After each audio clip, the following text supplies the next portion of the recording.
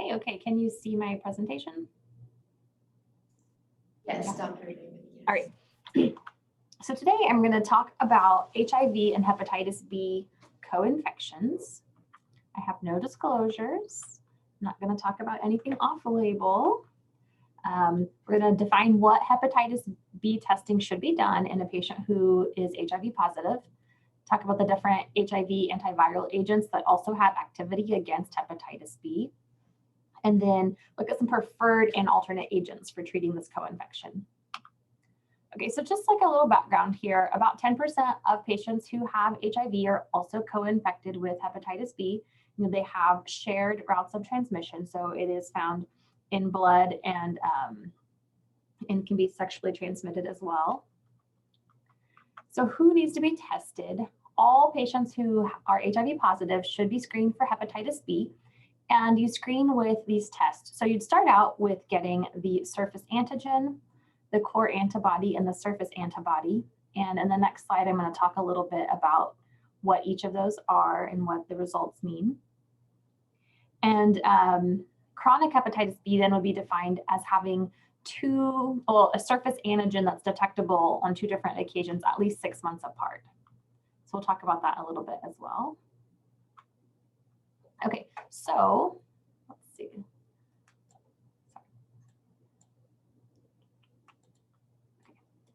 The surface antigen then is what's going to tell us if a patient has an acute or chronic infection. So it's an active infection. And so it has detectable levels when there is actually the hepatitis B virus that's there. So usually you can see it within 1 to 10 weeks after an acute exposure to hepatitis B. And even you'll find that the surface antigen will be detectable before there's other clinical symptoms or even before you might see an elevated ALT. This will stay detectable in patients while they have an active infection. And then if a patient recovers from hepatitis B, then it can become undetectable, usually around the 4 to 6 month mark. So while a patient has a detectable surface antigen, then they are considered infectious. The next one I'm going to talk about is the surface antibody. And so this one is basically what tells you that there is immunity. And so this immunity could be due to infection or vaccination.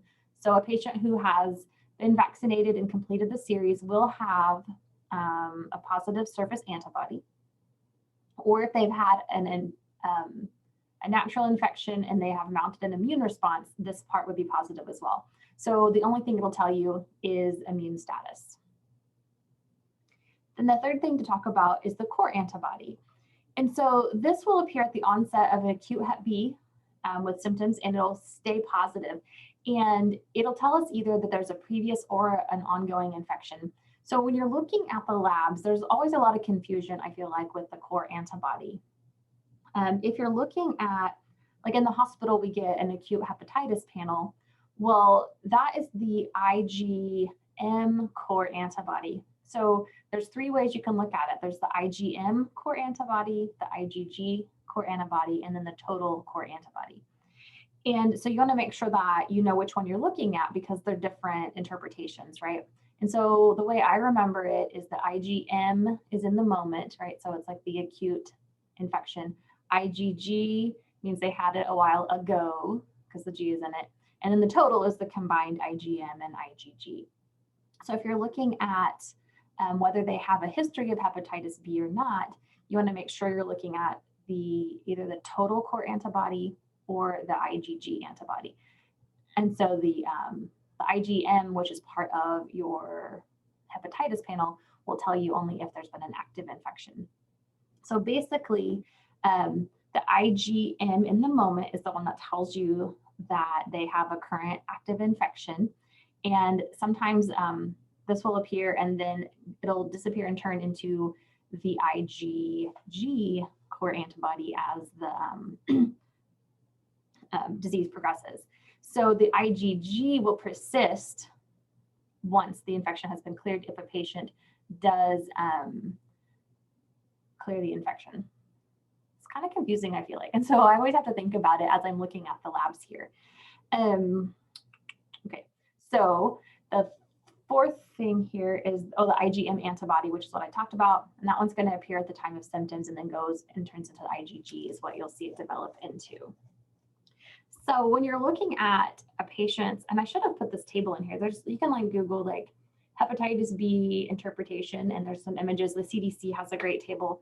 So you can look at, okay, well, this patient has a detectable core antibody, but undetectable surface antibody. And so anyway, you can look at what is positive and negative, and that kind of help you determine, is this an active infection? Is it a past infection? Or have they developed immunity due to vaccination or infection? Sometimes one thing we'll see that can be confusing is an isolated total core. And so that can be several things. And so if you're looking at an isolated total core, so the surface antibody is negative, the surface antigen is negative, that could be a couple things. One could be a false positive. And so you could retest to see. Another thing is the patient could have a low level virus, hepatitis B virus. And so that surface antigen is no longer detectable because the viral load is so low. Could indicate a history of infection. Either the patient didn't mount an immune response and get the surface antibody, or it was so long ago that perhaps they have lost that surface antibody immunity. Or it could be like a resolving acute infection that's in that window period that the other things haven't shown positive yet. So one thing to talk about is like from that previous slide here, it's chronic hepatitis B if that surface antigen remains positive for at least 6 months. Okay. So how do we prevent this disease? One big thing then is to counsel on transmission risks, right? So it's sexually transmitted, it's transmitted in blood, so percutaneous exposure, IV drug use, an accidental needle stick, even like tattoos, piercings, acupuncture, things like that, that may be done with contaminated equipment, especially like in an unprofessional environment. In the United States, IV drug use is the most common way that hepatitis B is transmitted. So we want to encourage vaccination for hepatitis B and A as well. Now it's part of the childhood vaccine series. When I was growing up, it wasn't, so I didn't get it until later in life. But it is part of that now. So many patients probably, I don't remember when it became part of the childhood series, but I would say anybody who's like 35 and up may not have been vaccinated as a child. And so you'd want to encourage that for them. So let's see, anybody who has HIV patients that do not already have a chronic hepatitis B virus or are not already immune should be vaccinated. And also household members or sexual contacts of hepatitis B patients. So hepatitis B can be transmitted to household members. Common ways, and I shouldn't say common, but the most common ways would be like through toothbrushes and razors, right? Because they have exposure to blood. The thing to remember is that hepatitis B can live outside the body for like up to 7 days per the CDC. So vaccinating the household members is very important to help protect them. So if you have a patient who does have HIV and hepatitis B co-infection, then you're going to want to pick an HIV regimen that also has hepatitis B activity. And so you can look here, tenofovir, emtricitabine, lamivudine are the preferred ones because they're preferred backbone treatments already for HIV. And then you have a couple other ones here that do have hepatitis B activity, just aren't preferred regimens. So you want to make sure that you don't use these alone in a patient who has the co-infection, because you're going to induce hepatitis or HIV resistance, right? So you need the full HIV antiretroviral therapy plan that also covers hepatitis B. So it's a little different when you're treating a co-infection. And so I know like Dr. Reed is on here and she's in the hepatitis C echoes, and other people who may have seen hepatitis B virus, like infection by itself, or a hep B, hep C co-infection. You only have to treat with one regimen against hepatitis B. So we often will use tenofovir. But when you're talking about co-infection with hepatitis B and HIV, then you want to include a treatment program that has two agents that are active against the hepatitis B. And the reason is this is going to help reduce the risk for resistance, as well as help reduce the risk for IRIS, which is the immune reconstitution inflammatory syndrome. So preferred then is tenofovir emtricitabine for co-infection. And then obviously something else to go along with that. That's not going to be the full HIV regimen, but having that be a part of the HIV regimen. So brand names you might be more familiar with are Truvada and Descovy. And then also this combination is in other single tablet regimens for HIV as well. One thing to remember is that administration of lamivudine or emtricitabine as the only active hepatitis B agent should be avoided in the HIV hepatitis B co-infection, right? Because you're going to have a higher rate for those resistant mutations. Hepatitis B therapy should be continued indefinitely. So if a patient starts on hepatitis B treatment and they stop it, then we can see a hepatitis B flare in about 30% of cases. Monitoring that you need to think about. So get liver enzymes every 6 months. There's some recommendations to get the viral load every 3 months until the patient is non-detectable. And then after that, you can go to every 3 to 6 months. Now, not all patients will achieve the viral suppression within the 96 weeks of therapy, but it's a thing that you can monitor. If you notice that they're not achieving an undetectable viral load and you do resistance, you see like lamivudine resistance, you could switch to tenofovir. And I'm not going to read the table to you, but you can see here tenofovir is a good option to switch to if you do notice there are resistance. And it wasn't a very long presentation, but so in conclusion, all patients who have HIV need to be tested for hepatitis B. And I'll also plug in all patients with hepatitis C should also be tested for hepatitis B. Vaccinate if they are not already immune or do not have an active infection. And a big thing to remember here, because this is different if you are more familiar with just hepatitis B by itself, but if you're treating a patient who is co-infected with hepatitis B and HIV, you do need 2 drugs that have activity against hepatitis B, right? With tenofovir being one of those. All right. So does anybody have any questions about that? Or anything similarly related?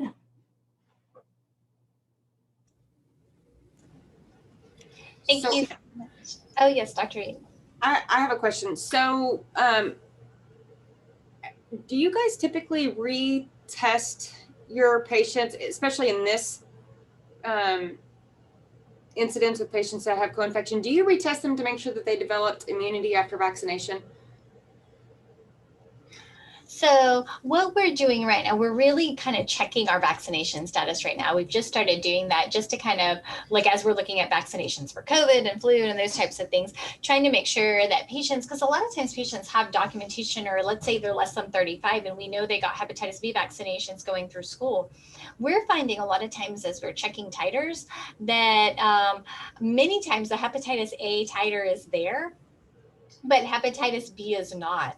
And so we're starting to now revaccinate a lot of those patients with just completing another round of the series. The recommendation is that we actually recheck on those titers after vaccination, but we've just recently started vaccinating a lot of those patients. So we haven't quite made it to the 6 months yet on there. The recommendations are to retest. Are you guys retesting those patients for to see if they achieve the titer?